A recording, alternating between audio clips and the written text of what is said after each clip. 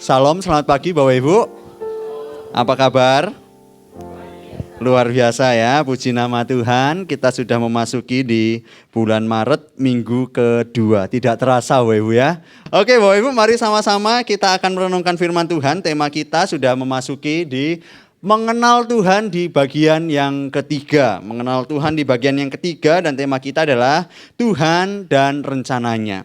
Sebelum saya lebih lanjut Bapak Ibu, saya pasti mengira Bapak Ibu akan tahu tentang kisah yang akan kita renungkan pada hari ini. Kisahnya kurang lebih akan saya berikan clue-clue, mungkin Bapak Ibu akan tahu tentang kisah ini. Ada seorang bapak yang sudah tua ketika dia dipanggil Tuhan dari bangsanya. Mungkin sudah mulai mengingat ya, siapa ini ya gitu. Bapak yang sudah tua yang dipanggil Tuhan, ya kurang lebih waktu dipanggil 70-an tahun lah gitu. Dari bangsa yang menyembah berhala, ya dari bangsa yang menyembah berhala. Dia dipanggil Tuhan pada waktu itu masih belum punya anak. Udah mulai tebak ya, belum punya anak, dan pada waktu dia dipanggil Tuhan, pertama panggilan Tuhan yang diberikan, aku akan menjadikan engkau sebagai bangsa yang besar gitu. Wah, sudah mulai ketawa ya, udah mulai ketawa.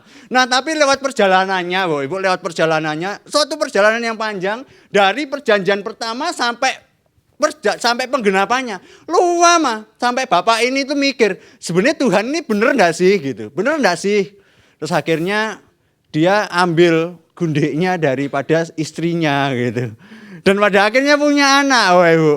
Tapi nggak lama kemudian dia punya anak dari istrinya itu sendiri. Nah mulai tebak ya, mulai tebak. Nah sekarang pertanyaannya jawab bareng-bareng ya, jawab bareng-bareng. Pertanyaannya adalah begini, kira-kira nomor sepatu Bapak itu berapa Bapak Ibu? Nggak ada kayak gitu ya. Nah kira-kira siapa Bapak Ibu? Abraham ya. Sekarang kita akan merenungkan tentang Abraham. Nah, Bapak Ibu pasti sudah tahu tentang Bapak Abraham ini. Bapak Abraham disebut bapak orang beriman. Dari imannya kita boleh belajar bahwa dia taat. Ya, mari kita tunduk kepala dan kita tutup dalam doa ya. Bapak Ibu kan udah tahu semua kisah ini gitu.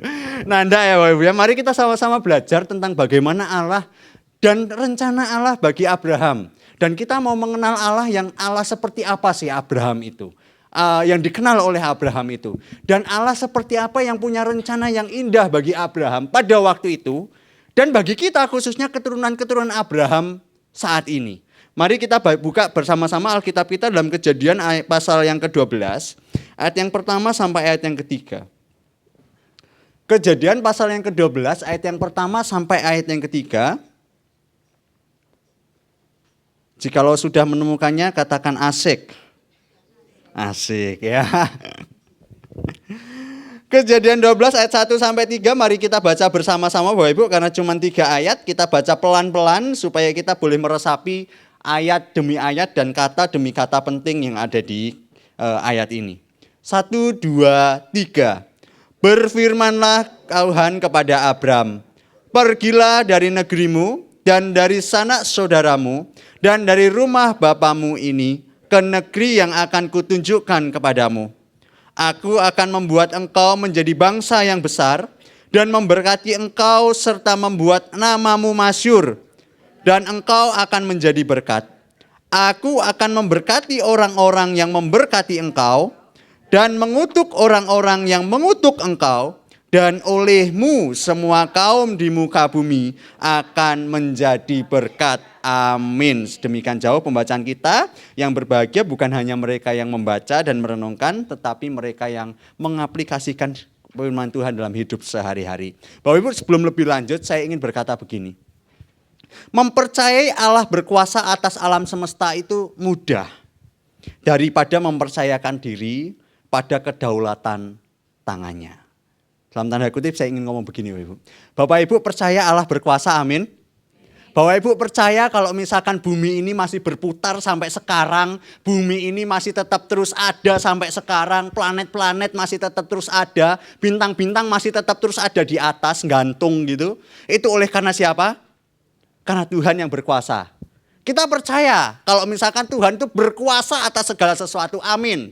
Kita percaya bahwa ketika kita lihat burung, mereka tidak bekerja tapi mereka tetap hidup, itu oleh karena Tuhan. Benar? Kita percaya bahwa setiap apapun yang dilakukan oleh bumi ini, apapun yang dilakukan oleh Tuhan bagi alam semesta itu pasti teratur dan terarah. Amin. Betul ya Bapak Ibu ya.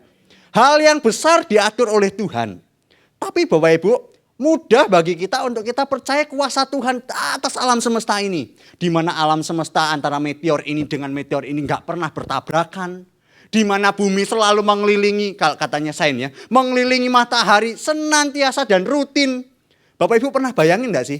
Kalau misalkan bumi ini dalam waktu 1 detik Tuhan itu hentikan. Gitu. Pernah mikir gak? Akan terjadi apa? Jatuh, berantakan. Betul kan? Tapi pernah mikir gak sih ketika kita memikirkan bahwa bumi ini gak pernah Tuhan itu tiba-tiba hentikan dalam waktu 1 detik aja. Gak pernah. Bumi ini terus berputar. Dan itu adalah tangan Tuhan yang berkuasa. Betul atau betul? Kalau kita mikir Bapak Ibu, gimana ya cara kerjanya? Saya itu tidak habis pikir. Tidak bisa saya mikir bagian itu. Dan saya tidak habis pikir. Ini kok planet-planet, bintang-bintang kok tetap ada di atas. Warnanya itu bisa menyinari matahari begitu. Kadang-kala saya tidak habis pikir gimana ya cara Tuhan ini. Dan kita pasti percaya bahwa itu adalah karya tangan Tuhan yang berkuasa. Amin. Nah, ketika kita percaya, kita mudah untuk kita memikirkan, wah itu karena berkuasanya Tuhan. Tapi apakah kita juga mudah untuk mempercayakan diri kita kepada Tuhan? Bagi saya itu yang cukup lumayan susah. Ketika kita berpikir bahwa wah Tuhan berkuasa atas segala sesuatu. Tapi ketika kita berpikir bahwa Tuhan aku mempercayakan diriku sepenuhnya kepada Tuhan. Rasanya kok rasanya agak susah. Kita pasti akan berpikir, Tuhan ini kok begini ya? Kenapa kok begini ya? Kenapa kok terjadi begini ya? Rasa-rasanya engkau kok tidak menolong pergumulan saya ya? Rasa-rasanya kok hidupku kok tetap aja begini-begini saja ya? Sehingga kita memikirkan bahwa kok kayaknya Tuhan gak ono ya? Ono Tuhan gak ono Tuhan kok rasanya sama aja ya? Sehingga kita berpikir bahwa ngapain ya aku mempercayakan diriku pada Tuhan ya? Bahwa pergumulan terbesar bagi orang Kristen adalah bukan mempercayai Tuhan berkuasa atas segala sesuatu. Tapi pergumulan terbesar bagi orang Kristen adalah ketika dirinya mau mempercayakan diri kepada Tuhan atau tidak.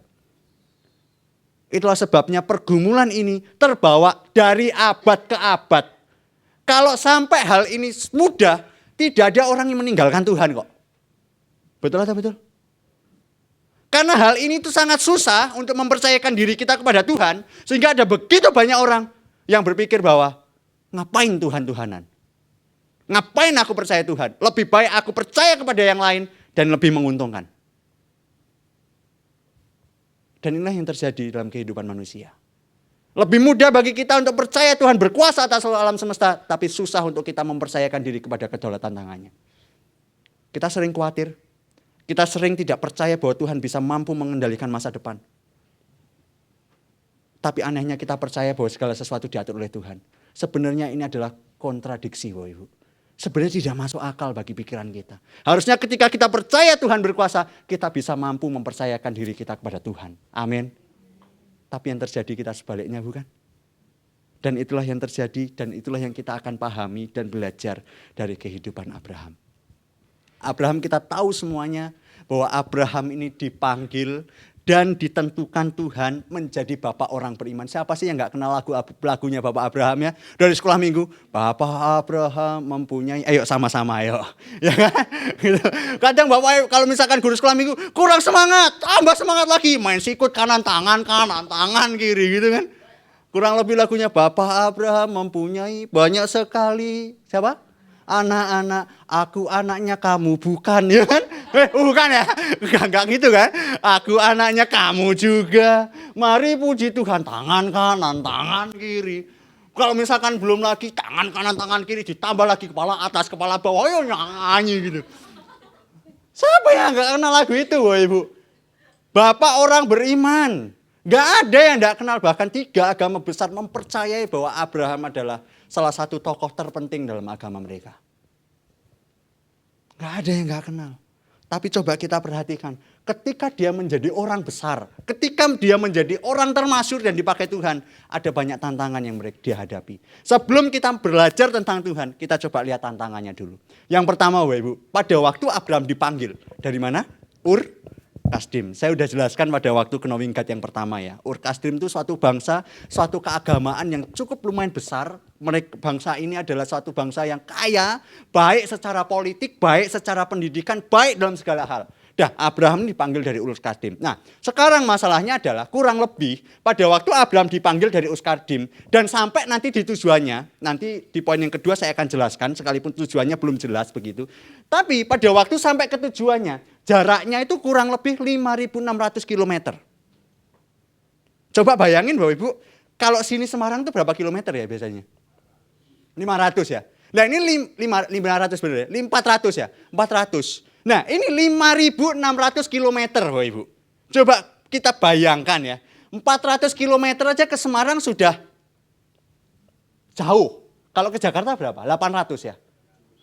800, 700 ya? 700, 800. Masih 700, 800 berapa kali lipatnya Bapak Ibu? Sekarang gampang.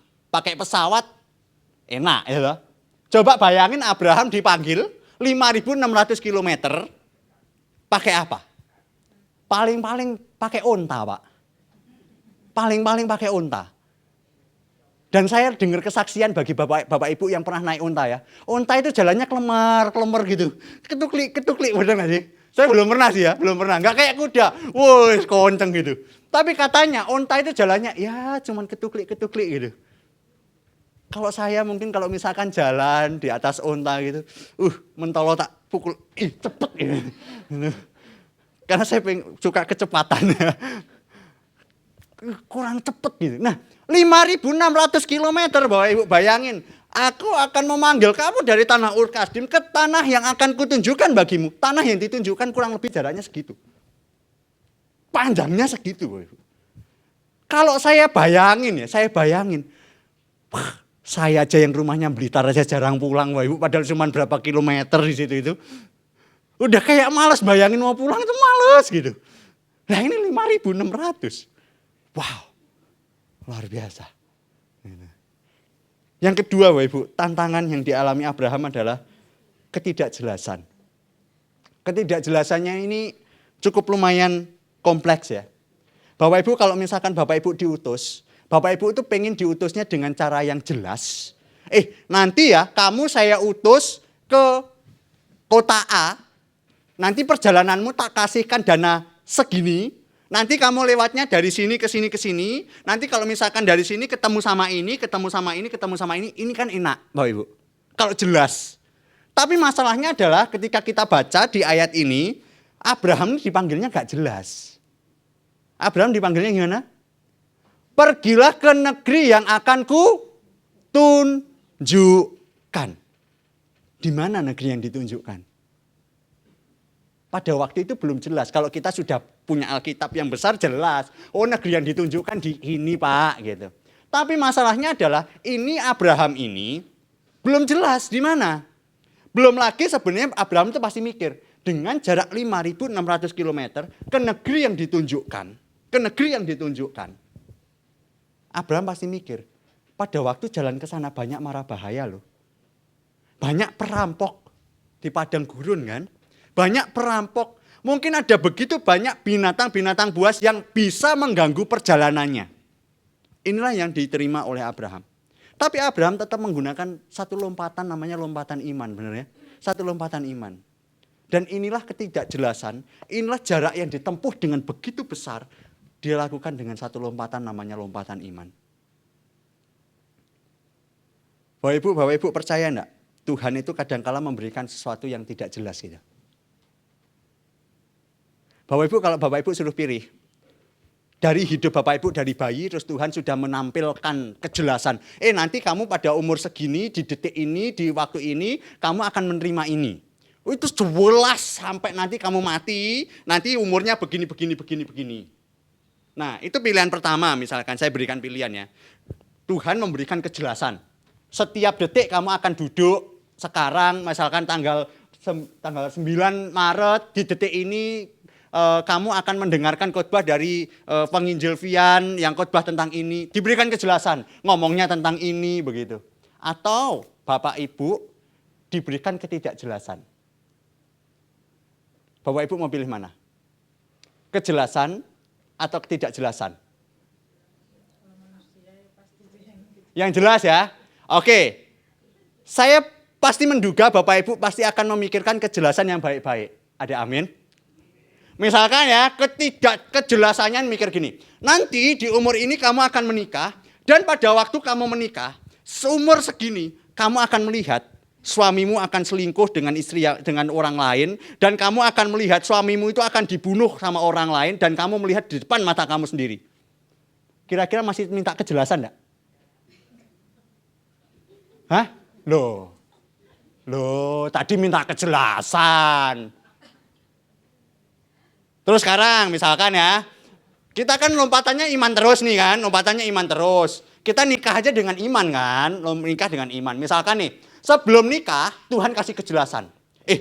Nanti pada waktu kamu menikah, setelah kamu menikah, nanti itu suamimu itu akan gini. Dari yang baik sama yang jelek. Kan pasti toh ya, kita kan tahu kan. Kira-kira dari baik sama yang jelek itu masih banyak yang jeleknya, yang nggak terlalu kamu inginkan. Kira-kira bagi Bapak Ibu yang belum nikah sekarang ini, sudah jelas nih nanti istrimu akan begini, nanti suamimu akan begini, nanti kejelekannya ini dipaparkan, nanti keberuntungannya ini, nanti kelemahannya ini, kerugiannya ini. Kira-kira masih mau nikah enggak? Loh, tadi minta kejelasan, gimana sih? Saya rasa kita semuanya itu ingin ketidakjelasan kok sebenarnya, betul atau betul? Iya kan? Kalau kita pengen kejelasan, kita pasti akan memikirkan, Tuhan, kok begini? Sebenarnya kita itu tidak ingin ketidakjelasan kok sebenarnya. Pada waktu ketidakjelasan Tuhan berikan, itulah langkah iman yang akan kita lakukan. Amin. Tidak mungkin orang akan berpikir, aku mau nikah. Nikah ya, iya. Terus Tuhan bilang, nanti suamimu akan punya ini loh. Dan simpenannya itu banyak loh. Tapi simpenannya bukan uang, simpenannya wanita gitu. Atau pria begitu. Pasti kita akan mikir, nggak jadi nikah ya Tuhan. Betul kan? Bapak Ibu, dan inilah yang Tuhan nyatakan bagi kita loh seringkali. Ketidakjelasan itu Tuhan berikan bagi kita. Dan ketidakjelasan yang besar Tuhan berikan bagi Abraham pada waktu itu. Bukan cuma dua Bapak Ibu. Yang ketiga adalah tentang paradigma religius. Pada waktu itu Abraham ini bukan penyembah Tuhan yang benar. Bukan. Kalau Bapak Ibu perhatikan Yosua pasal 24. Abraham itu adalah penyembah berhala. Dan pada waktu itu mereka belum kenal namanya monoteisme. Monoteisme itu percaya bahwa Allah adalah satu dan esa. Nah pada waktu itu politeisme. Politeisme itu percaya Tuhan itu banyak. Percaya Tuhan itu ada begitu banyak Tuhan. Sehingga kalau Tuhan yang satu tidak menjawab doaku, aku masih Tuhan cadanganku itu banyak. Aku masih bisa berdoa kepada Tuhan-Tuhan yang lain. Begitu. Kalau misalkan Tuhan A, aku minta Tuhan aku pengen punya uang. Ini politeisme ya. Aku pengen punya uang. Tapi Tuhan yang A nggak kasih. Kita masih bisa doa kepada Tuhan yang B. Tuhan yang A nggak kasih aku uang. Tuhan yang B tolong kasih aku uang dong. Gitu. Kalau Tuhan B nggak kasih uang, Tuhan yang C. Tuhan yang D, Tuhan yang E. Nah itu politeisme Bapak Ibu. Bagi mereka pada waktu itu menganut politeisme. Dan uniknya adalah pada waktu itu mereka itu teritorial. Teritorial itu gini. Di Pondok Chandra itu punya Tuhannya sendiri. Di Rungkut itu punya Tuhannya sendiri. Di Medokan Ayu itu punya Tuhannya sendiri. Di Gunung Anyar itu punya Tuhannya sendiri. Jadi kalau misalkan nih mereka kan pada waktu itu, mereka sedang bepergian, kalau bepergian ke Rungkut, ya mereka doanya kepada Tuhan yang ada di Rungkut. Yang berbeda dengan Tuhan yang ada di Pondok Chandra. Kalau misalkan mereka pergi ke Medokan, ya mereka berdoa kepada yang Tuhannya yang ada di Medokan. Dan paling banyak pada waktu mereka berdoa adalah berdoa tentang perlindungan dan berkat Tuhan. Itulah zaman politeisme pada waktu itu. Sekarang masalahnya adalah, coba perhatikan di ayat yang kita baca. Di situ dikatakan apa Bapak Ibu? Aku pergilah dari negerimu, dari sanak saudaramu dan dari rumah bapamu ke negeri yang akan kutunjukkan kepadamu. Ayat yang kedua coba perhatikan. Aku akan menjadi engkau bangsa yang besar dan memberkati engkau serta namamu masyhur. Dan engkau akan menjadi berkat. Di dalam teks aslinya di Perjanjian Lama, itu ada kata aku akan menjadi bangsa yang besar, aku lagi memberkati engkau, Aku lagi akan menjadikan engkau berkat. Kata di situ tidak pakai kata kami. Kata aku. Jadi ada perpindahan. Bapak Ibu coba perhatikan bagian ini ya. Ada perpindahan antara politeisme yang harusnya memakai kata kami, sekarang memakai kata aku. Bapak Ibu kalau misalkan Bapak Ibu berada dalam satu zona yang baru. Misalkan ya, hal yang baru. Enak enggak? Misalkan pindah rumah. Rumah dari rumah yang lama yang sudah ditempatin lama, tiba-tiba pindah ke rumah yang baru. Pasti ada banyak perubahan-perubahan ya. Di sini ada beberapa yang mulai baru pindah ya, ada Pak Castro, Bu Nelly kan. Ada beberapa. Kalau pindah ke sesuatu yang baru itu penyesuaiannya agak lama. Dan cukup lumayan dia enak. Dari apa yang lama sudah dilakukan bertahun-tahun, begitu ya, betul ya. Nah, sekarang adalah ini sistem kepercayaan dan perlindungan.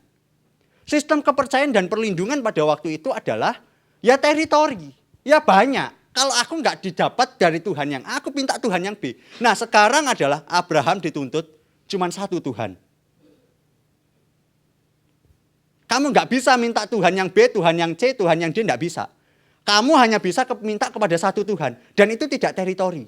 Itu seluruhnya. Mau kamu di Rungkut, mau kamu di Pondok Chandra, mau kamu di Medoan, mau kamu nanti di Ur Kasdim, mau kamu nanti di Kanaan, di Mesir. Tuhan tetap satu. Menyesuaikan di hal yang baru, tidak gampang. Dan kalau Bapak Ibu perhatikan pada waktu Abraham menaati perintah Tuhan umur berapa? 7 tahun. Enggak ya, 70 tahun ya. Ayat yang keempat Bapak Ibu silahkan bisa baca ya. 75 tahun ya, 75 tahun. Saya akan bacakan ya. Lalu pergilah Abram seperti yang difirmankan Tuhan kepadanya. Dan Lot pun ikut bersama-sama dengan dia. Abram berumur 75 tahun. Sekarang pertanyaan begini. 75 tahun itu adalah sesuatu yang nyaman enggak sama yang kegiatan sebelumnya? Nyaman banget Pak. 75 tahun. Saya aja kadang-kadang cuma 1-2 tahun aja sudah nyaman. Kalau pindah ke hal yang baru aja saya tidak nyaman biasanya. Perlu penyesuaiannya yang luar biasa, betul ya? Nah ini 75 tahun sudah mengikuti konsep pagan, konsep penyembahan berhala. Sekarang Tuhan bilang, perlindunganmu sekarang cuma satu, yaitu aku. Tidak gampang bagi Abraham. Aku 75 tahun Tuhan sudah percaya kepada Allah yang banyak. Aku 75 tahun sudah percaya kepada lingkungan yang begitu banyak. Sekarang engkau memanggil aku. Dan bahkan engkau memanggil aku bukan dengan keluarga besarku. Engkau cuma memanggil keluarga kecilku. Sehingga aku cuma bisa membawa Lot, keponakanku. Sehingga mara bahaya itu besar Bapak Ibu. Dengan jarak segitu banyak. Dengan ketidakjelasan yang begitu banyak. Jarak itu cukup lumayan besar. Sehingga Abraham melakukan suatu lompatan iman yang luar biasa. Saya kok yakin Bapak Ibu, ini adalah satu panggilan yang sangat istimewa. Sampai Abraham mau berani memutuskan. Kalau misalkan bukan istimewa, pasti nggak akan diputuskan. Bapak Ibu, kalau misalkan Bapak Ibu menerima sesuatu hal yang baru, yang Bapak Ibu pikirkan adalah itu istimewa atau tidak. Betul atau betul? Kalau itu istimewa, kalau itu mungkin menakjubkan, membuat saya kagum, saya berani untuk ikut. Pindah kerja, ditawarin, kenapa kok pindah kerja? Ya karena gajinya lebih besar yang ada di sana. Aku makanya mau pindah. Karena kekaguman tentang apa yang kita inginkan. Betul atau betul? Nah, sekarang Abraham ini selama 75 tahun sebelumnya mau berpindah. Pasti ada sesuatu hal yang membuat dia itu kagum sampai dia itu berani memutuskan, oke Tuhan aku mau ikut. Dan saya mengira panggilan Abraham ini cukup lumayan istimewa daripada Tuhan-Tuhan yang lain. Sampai dia memutuskan, Tuhan aku berani mau ikut. Dan saya mengira selain memang ada pilihan Tuhan kepada Abraham ya. Selain memang Tuhan memilih, tapi memang Tuhan menyatakan bahwa aku lebih istimewa daripada yang lain. Dan caranya itu pasti lebih istimewa daripada yang lain. Sehingga Abraham berani untuk ikut milih. Bapak Ibu berani memutuskan untuk bisa beli di Shopee. Berani memutuskan untuk berani beli di Tokopedia. Berani memutuskan untuk berani di media online. Ya karena suatu keistimewaan. Keistimewaannya apa? Ya nggak keluar rumah, Pak. Ya, keistimewaan. Kenapa? Karena banyak promo, Pak. Murah lagi. Gitu. Betul? Sehingga Bapak Ibu berani memutuskan perpindahan antara beli offline dan beli online. Itu karena apa? Ya karena keistimewaan ini. Abraham juga merasakan hal itu. Karena keistimewaan daripada Tuhan. Sehingga Abraham berani memutuskan untuk berpindah dari cara kerja yang lama, dari hidup yang lama, kepada hidup yang baru di dalam Tuhan. Dan itulah yang dilakukan oleh Abraham. Sekarang pertanyaannya adalah, cara kerja yang istimewa, apakah sama yang ditawarkan Tuhan kepada Anda? Kepada kita? Ketika kita memikirkan untuk kita berkomitmen, oke, aku mau hidup bagi Tuhan. Aku mau hidup untuk kemuliaan nama Tuhan. Apakah sudah sama? Karena Tuhan istimewa. Saking istimewanya aku nggak mampu untuk tidak melakukan ini bagi Tuhan. Charles Spurgeon pernah bilang begini, salah satu tokoh teolog yang sangat baik. Dia pernah bilang begini, Allah tidak memberikan kita peta perjalanan, tetapi Ia memberikan tangannya untuk kita pegang. Saya yakin umur Bapak Ibu ada yang lebih tua daripada saya. Dan saya yakin ada banyak pengalaman-pengalaman yang lebih indah daripada saya. Saya pasti yakin bahwa Bapak Ibu sampai sejauh ini, Tuhan itu kadang-kala tidak menampilkan kamu caramu begini, kamu hidupmu begini, kamu di umur 50 baru kamu bisa melayani begitu. Tidak toh. Tapi Tuhan itu senantiasa memberikan tangannya untuk kita pegang. Tuhan kadang-kala tidak memberikan kita peta perjalanan. Tidak. Tapi Tuhan terus memberikan tangannya untuk kita senantiasa berpegang. Sekalipun peta perjalanan tidak diberikan. Sekalipun mungkin tampak suram. Sekalipun mungkin bagi kita, Tuhan ini bukan ladang yang baik, bukan tanah yang subur. Ini lembah kekelaman. Tapi yakinlah tangan Tuhan selalu terulur kok Bapak Ibu. Memang mengikut Tuhan itu tidak cuman ya kudaki-daki, kanan kiri, pohon-pohonan. Tidak. Kadangkala kita turun-turun ke lembah yang dalam. Dan itulah peta perjalanan yang Tuhan berikan. Sekalipun tidak jelas. Tetapi yang jelas cuma satu. Tangannya selalu terulur bagi kita. Amin. Abraham juga merasakan bagian ini. Pada waktu dia mulai berjalan, dia merasakan bencana kelaparan. Sehingga dia lari ke Mesir. Betul ya? Dia lari ke Mesir. Pada waktu dia lari ke Mesir, dia ingin mencari perlindungan. Sehingga perlindungannya dia cari sendiri. Kalau misalkan aku ngaku dia istriku, aku pasti akan dibunuh. Sehingga dia bilang apa? Enggak, itu bukan istriku kok. Sekalipun memang caranya memang benar, memang dia itu bukan dia itu adalah saudaranya. Tapi kan dia istrinya. Dan itulah cara kerja Tuhan. Kadang Tuhan tidak memberikan peta perjalanan, tetapi Tuhan memberikan tangannya untuk senantiasa kita pegang untuk berjalan bersama Tuhan. Sekarang pertanyaannya adalah, peta perjalanan seperti apa yang pernah Bapak Ibu lalui saat ini? Ataupun sekarang ini. Apakah kita berada di jalan yang subur? Tuhan terima kasih kalau itu berjalan yang subur. Bersyukurlah kalau misalkan Bapak Ibu saat ini masih berjalan di tanah yang subur. Makmur, enak. Atau ada di antara Bapak Ibu yang saat ini sedang turun ke lembah kekelaman. Ini kelam. Tapi yakinlah satu hal Bapak Ibu. Ada tangan Tuhan yang senantiasa terulur bagi kita. Seperti Abraham yang senantiasa melakukan perintah Tuhan. Taat kepada Tuhan. Dan dia percaya bahwa tangan Tuhan senantiasa terulur untuk kita raih. Dan kita pegang. Yang kedua Bapak Ibu, ketika kita belajar tentang Abraham. Ada satu covenant dan ada satu amanat agung yang perlu kita belajar bersama-sama. Ini sesuai dengan tema gereja kita. Karena ini adalah knowing God ini untuk menyelaraskan di dalam tema besar kita. Kita belajar, ada dua hal. Saya memberikan dua istilah yang saya kutip dari salah satu buku yang cukup lumayan baik. Cukup sangat baik sekali dan saya ingin bagikan Bapak Ibu. Namanya adalah top line dan bottom line. Top line itu artinya begini. Top line itu adalah berkat yang diterima. khususnya bagi Abraham pada waktu itu, bottom line itu adalah berkat yang disalurkan. Dan ini terjadi di panggilan Abraham. Ketika berkat diterima, ada banyak, ada 3 hal yang berkat diterima oleh Abraham. Ini top line, menjadi bangsa yang besar. Menjadi bangsa yang besar. Kapan terjadinya? Ya sekarang sudah terjadi. Tapi pertanyaannya, pada waktu Abraham masih hidup, apakah sudah jadi bangsa yang besar? Belum. Anaknya aja masih beberapa kan? Belum. Dan kita melihat ternyata memang Tuhan menggenapi janjinya. Gitu. Menjadi bangsa yang besar dan itu tergenapi. Bangsa Israel menjadi besar oleh karena keturunan oleh Abraham ini. Yang kedua, memberkati engkau. Berkat perlindungan, berkat keselamatan, berkat perjanjian. Kalau Tuhan tidak memberkati, mungkin istrinya diambil. Tiba-tiba istrinya melahirkan anak. Berarti perjanjian Tuhan tidak akan terjadi. Betul atau betul? Istrinya diambil kan 2 kali, Bapak Ibu. Betul ya?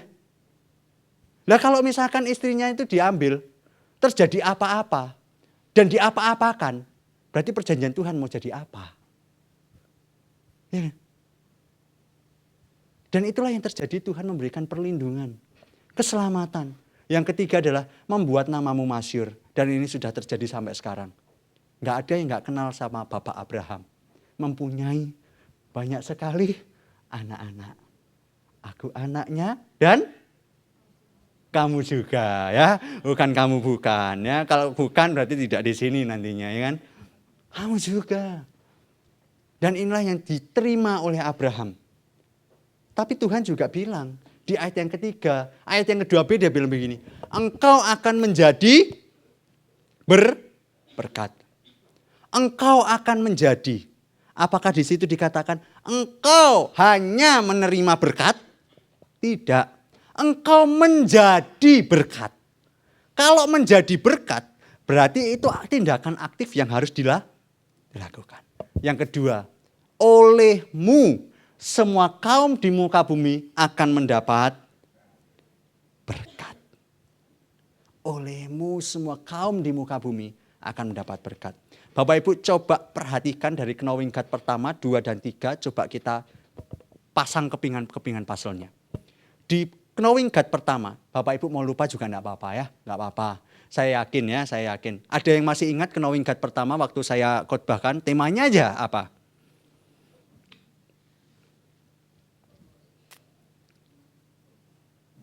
Oh my God. From history to his story. Dari sejarah kepada Tuhan. Bahwa segala sesuatu itu ngomonginnya tentang siapa? Tentang Tuhan. Intinya begitu. Dan saya sudah jelaskan tentang Ur Kasdim. Dan ini nyambung ke sekarang. Yang kemarin, yang beberapa minggu lalu, temanya tentang apa Bapak Ibu? Oh my God.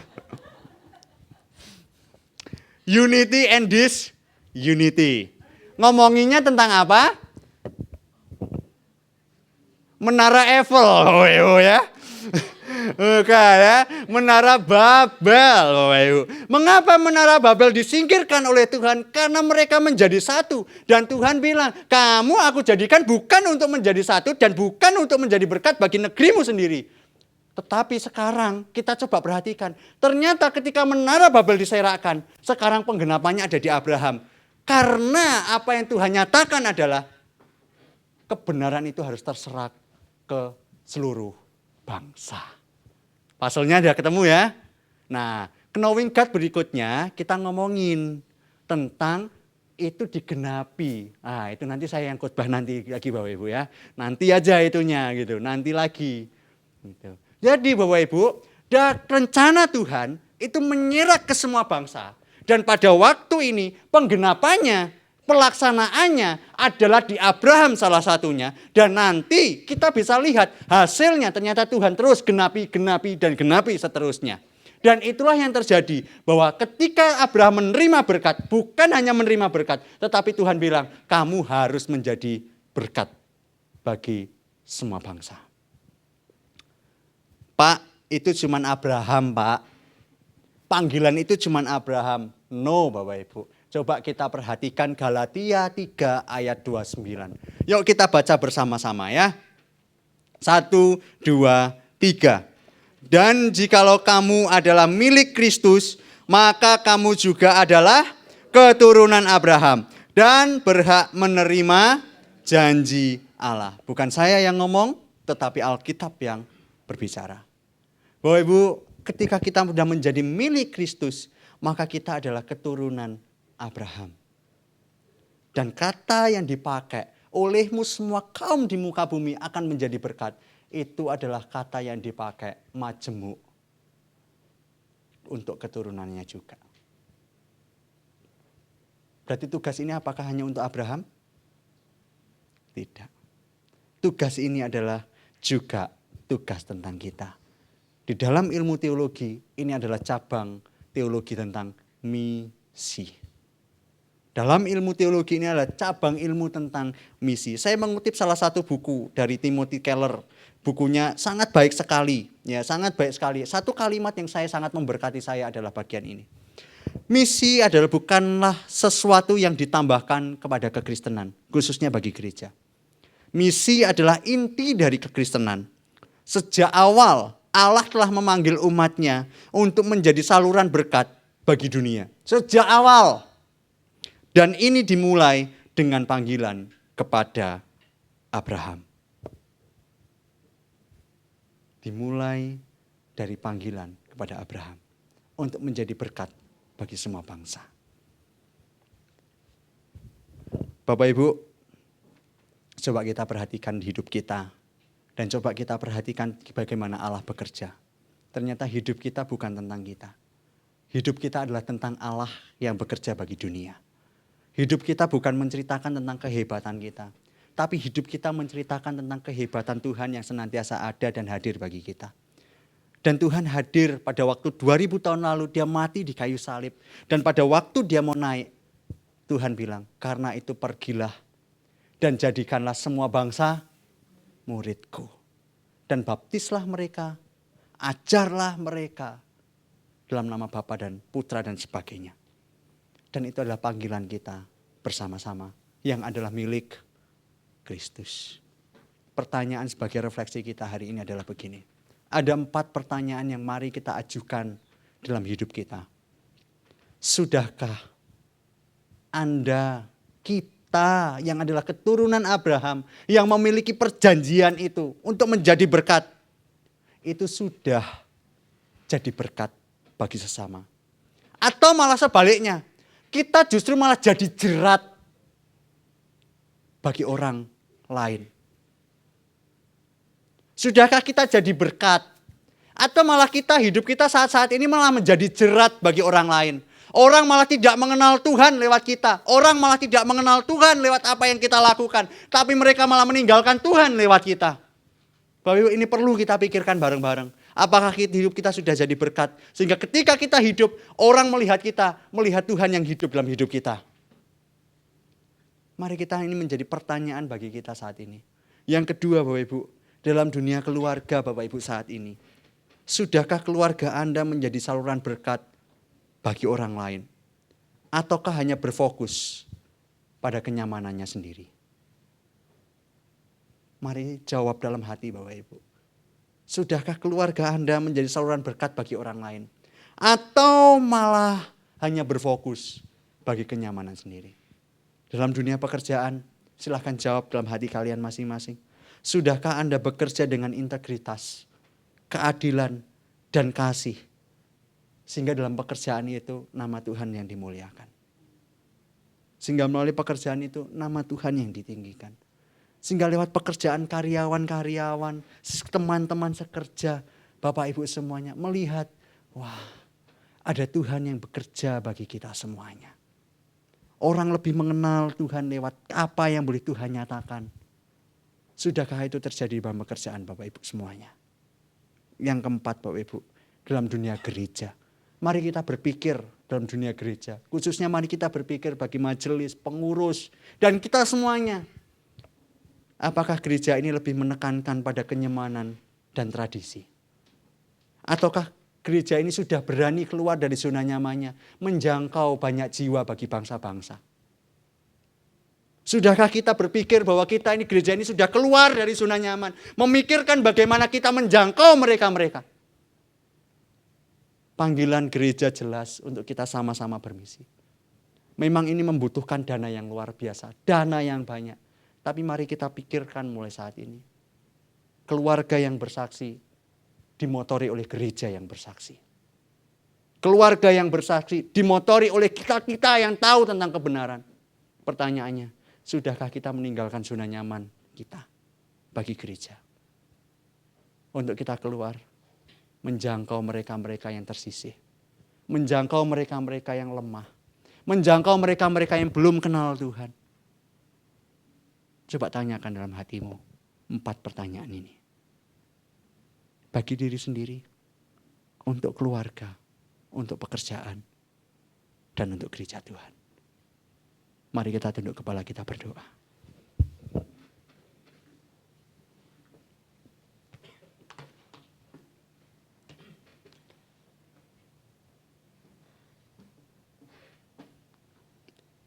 Berdoalah kepada Tuhan jikalau semua yang direfleksikan itu sudah terjadi dalam hidup Bapak Ibu semuanya. Sudah jadi berkat bagi orang lain. Bersyukurlah kepada Tuhan. Tapi jikalau ada hal-hal yang mungkin masih belum dilakukan dan bahkan sering kali tidak dilakukan, mintalah komitmen daripada Tuhan untuk boleh menolong Bapak Ibu semuanya berjalan kepada jalan yang benar di dalam Tuhan. Selanjutnya berdoalah bagi gereja ini untuk senantiasa terus menjangkau mereka-mereka yang lemah, tersisih,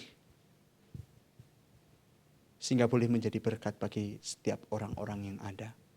Memuliakan Tuhan bersama-sama.